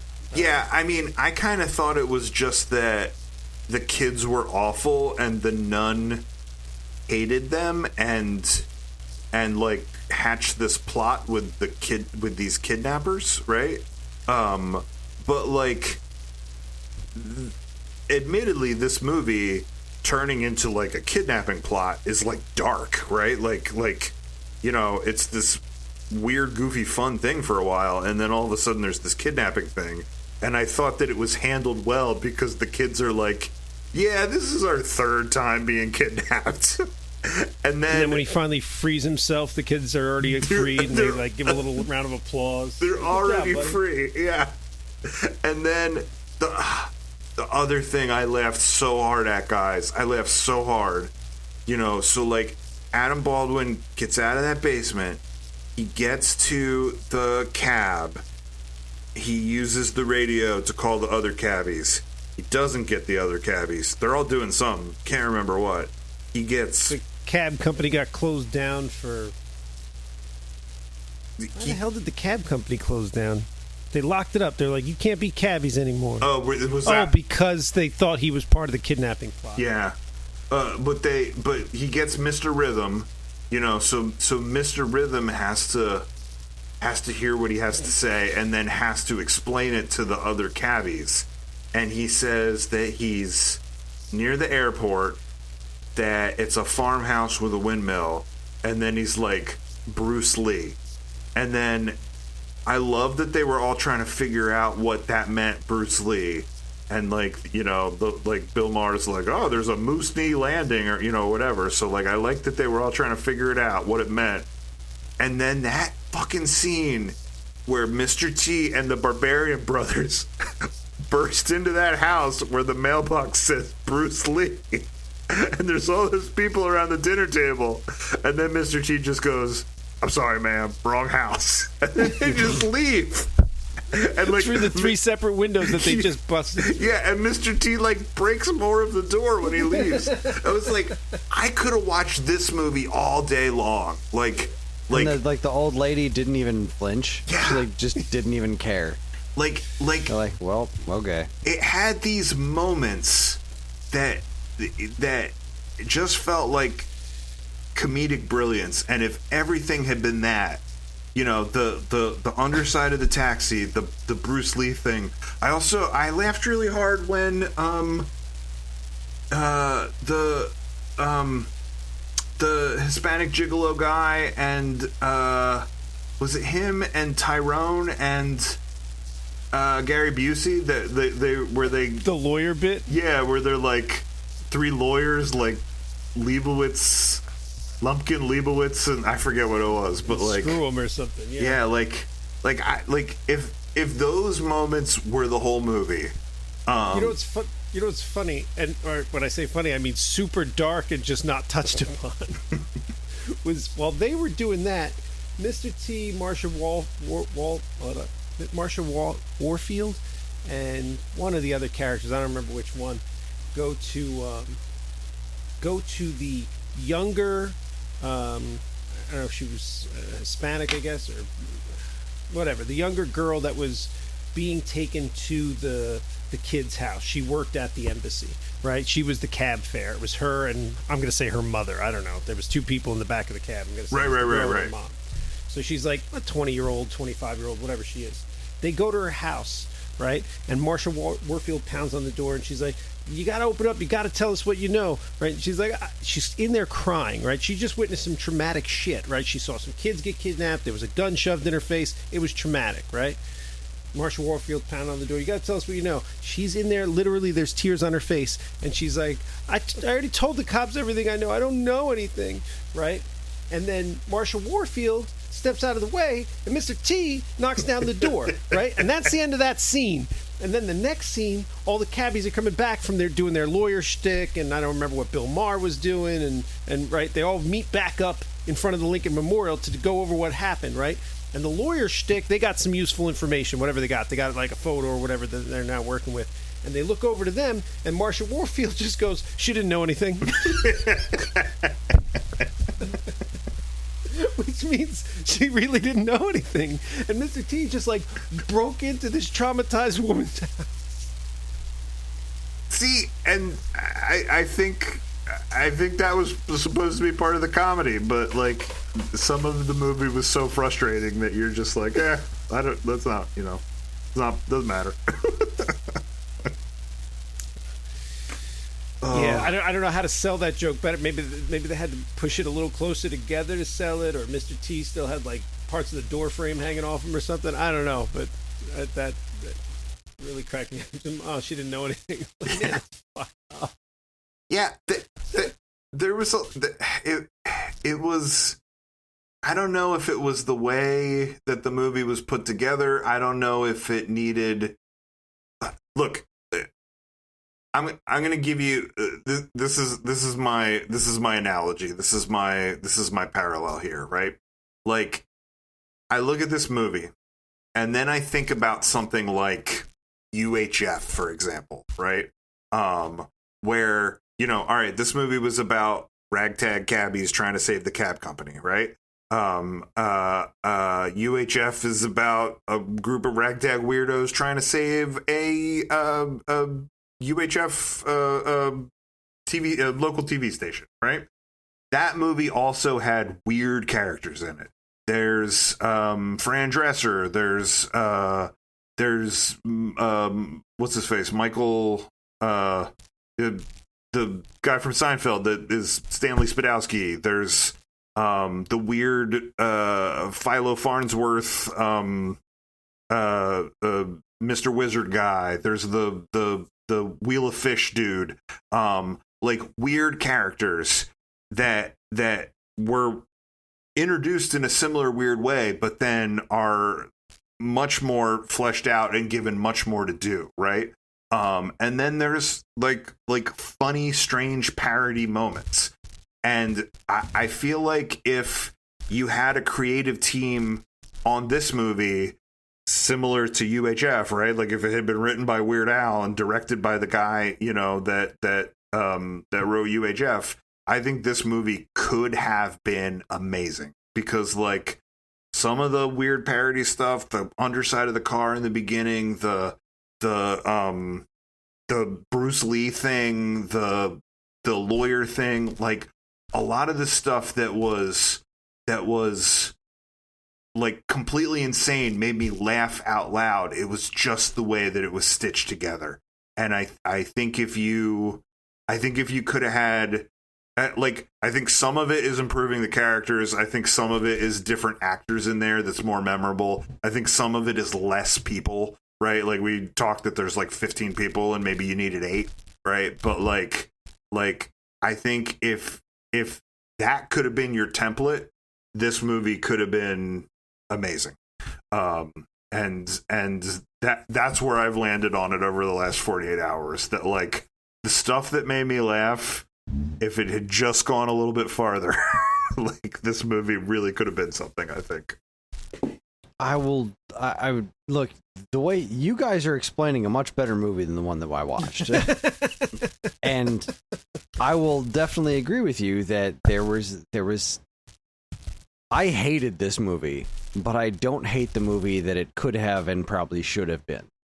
So that's where I'll land on it. I think the movie that we got is terrible. It was just not fun to watch. But there was, and I think what was even more obnoxious about it is that there was all this promise in it. There was, it really did have the makings to be one of those all-time classic 80s movies. I mean, it even had a parade at the end. Like, they got a parade at the end. Like, why? Okay, sure. New York will DC will throw a parade for anybody. But the movie that was actually there just wasn't good or fun to watch. Why did they throw a parade? Why did they throw a parade? Was it right? Was it because they saved these kids? Because these kids have been kidnapped 3 times. They've admitted it. Yeah, maybe. I don't know. And if you didn't catch it, they took the kids on a high-speed pursuit. Yeah. Like they had the kids in the cab when they attacked the van. They attacked the van with baseball bats and whatever Marsha Warfield had in her purse, as opposed to using the cars. Like, there was no pit maneuver. They didn't crash into the van. They didn't have the budget to bang up any cars. So instead, they just pulled up alongside it, despite the fact that the people in the van had guns, and just started beating the side of a van with a baseball bat. I loved the strategy. Adam Baldwin escaped them because his boots were too big, and they were holding onto his boots and pulled away from the van. Right. It's brilliant. Yeah. A boot too big for your goddamn feet. Ugh. Yeah, look. This movie. Look, it was not a good movie, but I think it made a good conversation for the podcast, and I think the conversation is much more interesting when one of us hates it, one of us likes it, and one of us is somewhere in the middle. So I will not apologize for this pick. No, I am glad that we've seen it, and honestly, this was a very fascinating conversation, because I hated it, and I'm not turning around on the movie that it is, but you've definitely sold me on the movie that it could have been. Yeah. So, take what you want from that, listeners. There you go. Do or do not watch this movie at your own risk. All right, I guess it's time for us to wrap this up and pick what we're gonna watch next. Who's got e-picks? I got an e-pick. All right, Sean. I don't you're up remember first. if I suggested this in one of our earlier e-picks. There's not a lot of e-movies, but I still haven't gotten around to watching it. I want to watch it. So I am suggesting Evil Dead Rise. I love the first Evil Dead. I love the second Evil Dead. I love Army of Darkness. I love the Ash versus the Evil Dead TV series. And I have not watched Evil Dead Rise, and I think there's a sequel to it coming out soon. I think it just came out. Or did it just come out? People are very divided on it too. Yeah. So look, it doesn't have Bruce Campbell, and he kind of makes that series up to that point. But I don't know. I'm such a fan of the first part of the series that I should watch it. I've seen all the classic Evil Dead, the Bruce Campbell Evil Dead. I've just never seen any of the remake stuff. So, like, I don't know if there's like a remake and then a reboot, or if it's all rolled into one. But whatever the newer stuff is that's been made in the last like 15, 20 years, I've never seen. Well, if you didn't watch the TV series, that was actually I enjoyed. Oh, I saw that. Yeah, Ash versus the Evil series Dead was Yeah, solid. Yeah, that was good stuff. But yeah, it's again, I couldn't find any E movies that I really wanted to watch aside from this because E is a tough letter. But I was like, you know what, this has been on my list of things to watch, and I just haven't gotten around to it, so it's a good excuse. Fair enough. Paul, are you passionate about anything that starts with the letter E? Mine's a film classic. Starts with the word easy. Easy Rider? No, Easy Money. the Rodney Dangerfield, Joe Pesci comedy extravaganza. So if you want to watch another comedy from the 80s, mine is Easy Money. All right. Damn, I was really hoping you guys would help me suss out which E movie I want to go with. But I'm gonna go with this one. I have never seen Escape from New York. Oh. Come on, son. Genuinely shocked neither of you decided to pitch an earnest movie extravaganza. So I do love John Carpenter. I do love John Carpenter. yeah, I was somewhere between that and E.T. because I haven't seen E.T. since I was a kid, and I wonder how well that holds up. But yeah, I've never seen Escape from New York. Are we then also going to watch Escape from L.A.? I've been told not to. Yeah, I remember it being not as good. I mean, look, Escape from New York is a little dated, but I do feel like it was better than Escape from LA. Yeah, I don't know. I didn't mind Escape from LA. Everyone else gave it a hard time. It was. It's fine. In very few ways, it's better than Escape from New York. In general, Escape from New York is a much better movie, but Escape from LA had some things to offer, and it was fine. It was fine. People give it way too hard a time. All right. Well, it's time to vote. Red leader standing by. Gold leader standing by. Plaid leader standing by. Fight.